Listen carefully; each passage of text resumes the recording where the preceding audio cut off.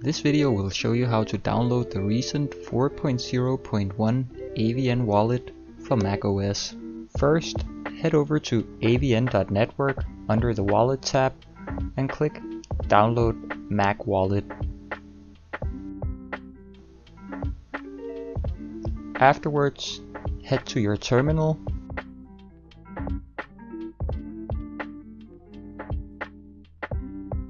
then you need to type cd space downloads / avn-4 and press enter. Afterwards, type out cd space src/qt and hit enter again.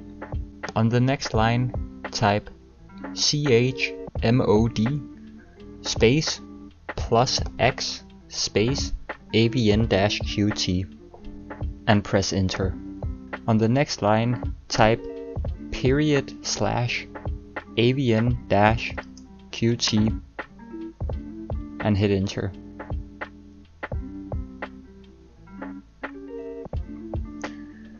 You have successfully installed the AVN Wallet, and the blocks will now start loading.